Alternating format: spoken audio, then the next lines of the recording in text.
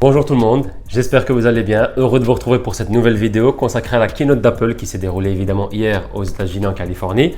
On va parler simplement des plus grosses annonces, donc je vais passer au début en revue ce qui a été annoncé pour Apple Arcade, Apple TV, etc. Mais évidemment, je vais un peu plus me focaliser sur les plus grosses annonces, donc l'iPhone, l'iPad et l'Apple Watch. La première annonce faite par Apple lors de la keynote, c'était simplement Apple Arcade, donc une plateforme dédiée simplement aux jeux sur tablette ou smartphone. C'est quand même un abonnement qui a été donc proposé à 4,99 ou 4,99 pour les Français qui me regardent. Intéressant ou pas, il faudra voir justement les personnes qui aiment bien jouer sur leur smartphone ou leur tablette. Comme ce n'est pas un secteur que moi j'aime forcément ou je suis habitué à jouer sur mon smartphone par exemple, c'est pas quelque chose qui va évidemment m'intéresser, mais peut-être pour les gens qui aiment bien, ça peut évidemment leur intéresser. Ensuite, ils ont proposé et parlé donc de l'Apple TV+. Donc c'est la plateforme de streaming produite et faite par Apple. Ça avait l'air intéressant puisqu'on a pu voir par exemple le thriller de leur série Si ou Voir en français. Alors moi j'ai quand même aimé le thriller, ça avait l'air quand même quelque chose de bien. Maintenant il faudra voir réellement le film ou la série ce que ça va donner, mais ça avait l'air quand même intéressant, surtout l'acteur principal qui est Jason Momoa, donc on a pu voir dans Aquaman ou encore Game of Thrones évidemment. Mais voilà, la plateforme, il faudra voir ce qu'elle va donner. Elle est au même prix qu'Apple Arcade, donc 4,99 ou 99 évidemment, dollars par mois. Il faudra voir s'ils vont être adaptés en Europe et surtout en Belgique. Mais par rapport en tout cas à Netflix, ça reste quand même moitié prix je dirais, ou même Amazon. Ça sera lancé le 1er novembre dans plus de 100 pays. J'ai juste moi une attente, c'est de voir lors du lancement sur la plateforme ce qui sera disponible. Est-ce que ce sera justement des films que produits par Apple, ou alors ce sera justement comme on l'avait vu sur Netflix ou Amazon dès le départ, des films ou des séries qu'on connaît déjà. À voir un petit peu si ça va valoir la peine d'investir et donc de payer chaque mois cet abonnement-là. Mais ça reste tentant évidemment. Ensuite, troisième point, Apple a annoncé simplement leur nouvel iPad de 7e génération. Donc c'est un écran de 10,2 pouces. Donc ça reste une taille généralement correcte avec donc un écran évidemment Retina. Alors ils ont gardé donc l'ancienne puce A10, donc par rapport aux nouvelles qui sont déjà à la 12, par rapport à l'iPad Pro par exemple ou l'iPad Air, c'est un petit peu différent, donc la puce n'est pas la même.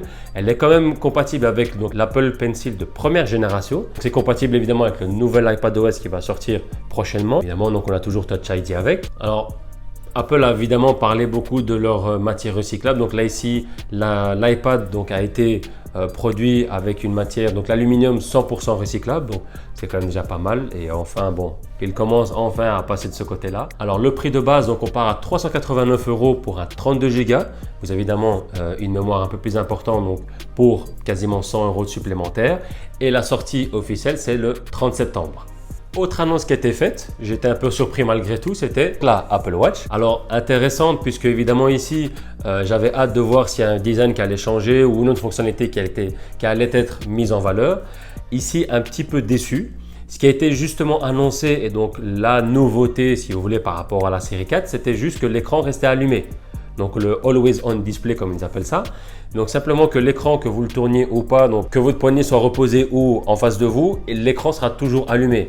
S'il n'est pas évidemment donc juste en face de vous, donc vous tournez vraiment le poignet vers vous, l'écran sera légèrement assombri, donc évidemment la batterie sera un peu plus rallongée par rapport au série 4.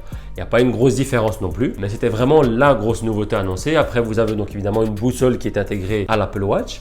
Et alors évidemment, ils ont fait beaucoup de partenariats, donc surtout évidemment aux États-Unis, par rapport à le côté santé, donc des partenariats avec justement des hôpitaux et d'autres sociétés de recherche pour améliorer encore et continuer donc justement ce côté un peu recherche donc de santé, tout ce qui est par exemple cardiogramme, voir un petit peu le rythme cardiaque, etc., etc. Donc ils préviennent vraiment et donc sont assez forts de ce côté-là. Ils ont même montré une vidéo par rapport à plusieurs personnes qui donc justement avaient des soucis de santé et grâce à leur Apple ont pu justement éviter des crises, des grosses maladies, ce genre de choses. Donc c'était quand même intéressant de voir. Ils sont d'ailleurs très forts pour leurs vidéos. Mais voilà, c'est ça réellement les gros changements qu'il y a eu pour cette Apple Watch. Donc il y a toujours les couleurs basiques, donc or, gris sidéral et argent.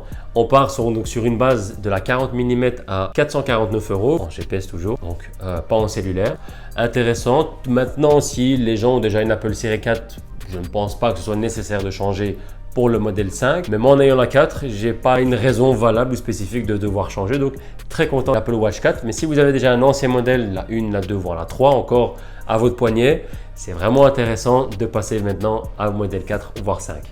Ensuite, on passe à la nouveauté qui a été annoncée évidemment des iPhones. C'est l'iPhone, on va commencer par le 11. Alors, C'est un peu le descendant, si vous voulez, du 10R, donc de l'année passée qui était sorti. La différence réellement, donc il y a déjà 1 heure de batterie supplémentaire, donc on peut gagner avec évidemment donc la nouvelle puce A13. Donc ça va améliorer les performances et donc ici en soi la durée de vie de la batterie. Donc ça va être quand même 1 heure de gagner en plus. C'est pas rien. Alors, ils ont surtout axé leur keynote et donc l'explication de leur iPhone 11, surtout par rapport à leur appareil photo. Donc, il y a un double capteur arrière évidemment. Donc, normal pour faire les photos, je dirais normal. Et puis, vous avez donc le capteur de grand angle où vous savez évidemment prendre des photos vraiment un plus grand angle, plus large angle par rapport à la photo prise. C'est intéressant évidemment.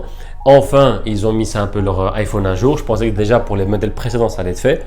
Ils ont mis un petit peu de temps, mais bon, c'est là enfin. Alors évidemment, il y a aussi le côté donc mode nuit. Donc au moment où vous prenez une photo qui est assez sombre le soir, eh bien, il y a un mode nuit justement qui est activé automatiquement. Vous pouvez l'activer pour que ce soit justement les réglages soient plus clairs. Donc c'était intéressant, même si évidemment les Samsung l'avaient déjà fait sur leur S10, S10 Plus, etc. Mais il fallait évidemment qu'ils le fassent. Alors ils ont évidemment aussi parlé de leur nouveau mot que j'espère ne plus prononcer, les Slofi. Donc c'est faire une vidéo avec la caméra frontale qui est comme 12 mégapixels. On a également aussi dans cette caméra le grand angle, ce qui est pas mal quand même pour un appareil photo frontal, pour un téléphone. Et quand on fait donc une vidéo en 4K, c'est possible d'avoir justement le slow motion, donc le ralentissement quand vous filmez cette vidéo. Vu la cinématique qu'ils nous ont fait, donc la petite publicité justement qui a été faite, c'était intéressant, c'était quand même marrant, mais à voir si réellement on va utiliser ça tout le temps. C'est un écran toujours LCD, donc en 6.1, la même taille que le 10R l'année passée. Évidemment, donc ils ont amélioré leur Face ID, donc si maintenant le téléphone est posé sur la table, vous savez déjà donc le déverrouiller, alors que dans les modèles précédents, il faut vraiment l'avoir en face de soi. Donc, c'est quand même une bonne amélioration, je trouve. Alors, en 64 Go, donc vous avez 3 Go disponibles, évidemment. 64, 128, 256. Ici, c'est évidemment disponible à 809 € en 64 Go. Vous avez 6 coloris différents. Donc, on a le basique noir, blanc et le rouge, donc Product Red. Et ils ont rajouté donc le jaune, le vert et le mauve ou violet. Hein, on peut appeler ça comme on veut. Pas mal, un petit peu différent par rapport à ce qu'on a connu avec Apple, mais voilà, il varie un petit peu, il donne un petit peu pour tout le monde. Donc les précommandes sont disponibles à partir du 13 septembre, la livraison se fait à partir du 20 septembre. C'est vraiment proche. Ce qui était bien aussi, c'est que les prix des iPhone 8 et des 10R de l'année dernière ont été évidemment baissés. Donc, c'est pas mal, c'est intéressant aussi. Donc, à ce prix-là, si vous passez d'un ancien téléphone, donc un ancien iPhone, à justement un nouveau, celui-là, c'est vraiment pour, je dirais, un plus large public, donc qui est abordable. 809 €, 64 Go, c'est vraiment énorme. On est habitué à plus gros. Ils ont même réussi à nous faire croire quand même que 809 €, c'est pas cher pour un téléphone. Donc, voilà, ça c'est la magie un peu d'Apple, mais ça reste quand même un très très bon produit. Et donc enfin vient les 11 Pro et 11 Pro Max. Donc c'est un peu les descendants encore une fois des 10S et 10S Max de l'année passée. Pro, c'est un peu justement montrer que c'est pour justement les professionnels entre guillemets, pour avoir une meilleure qualité d'appareil photo. Et donc là, il y a un triple capteur, donc le normal, le grand angle et donc le téléphoto. Donc voilà, c'est vraiment par rapport donc, à prendre donc, une photo d'assez proche, assez loin donc pour le grand angle et puis la photo normale évidemment. La puce est toujours la même, A13, leur nouvelle. Alors ici, par rapport à la batterie, apparemment, il y a une plus grosse batterie par rapport aux 10S et 10S Max de l'année dernière. Donc on gagne entre 4 et 5 heures. C'est quand même énorme. Comme le 11, évidemment, c'est les mêmes donc, caractéristiques. Donc un meilleur Face ID. Il y a le mode nuit également. Et donc c'est des écrans de 5,8 pouces pour le 11 Pro et 6,5 pouces pour le 11 Pro Max. Voilà, donc c'est un peu les descendants si vous voulez des 10S et 10S Max de l'année dernière, mais un petit peu amélioré et donc évidemment avec un meilleur appareil photo.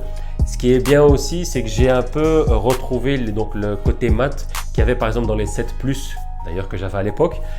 C'est un peu ce côté justement 7 Plus et il y avait ce côté mat. Moi j'aime bien justement la qualité du matériel qui a été utilisé pour ces iPhone 11 Pro et 11 Pro Max.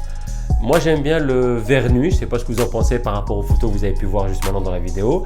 Ce que vous préférez, donc il y a plusieurs couleurs annoncées, donc vous avez par exemple le or comme l'année dernière, vous avez donc le nouveau, le gris assez foncé qui moi je trouve top en tout cas en photo.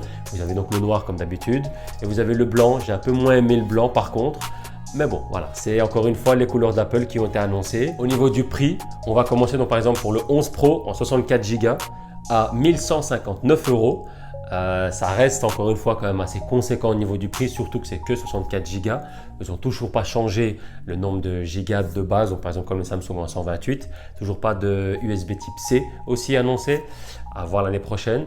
Donc pas de grosses nouveautés, spécialement que pour les caméras, ça a été annoncé et modifié et amélioré surtout. Donc dites-moi un petit peu ce que vous en avez pensé aussi par rapport aux annonces qui a été annoncées, ce qui vous a fait le plus plaisir au niveau des annonces de la keynote d'hier, que ce soit Apple Watch, iPad, les nouveaux iPhones. Dites-moi d'ailleurs si vous comptez les acheter parce que ça a l'air quand même intéressant. Moi, je les trouve quand même pas mal, surtout au niveau de la couleur, comme j'expliquais, des maths pour les 11 Pro et 11 Pro Max. Mais voilà, dites-moi ce que vous en pensez. Je vous remercie en tout cas d'avoir regardé cette vidéo assez brève évidemment et j'espère n'avoir rien oublié par rapport à la keynote d'hier. Merci d'avoir regardé cette vidéo encore une fois.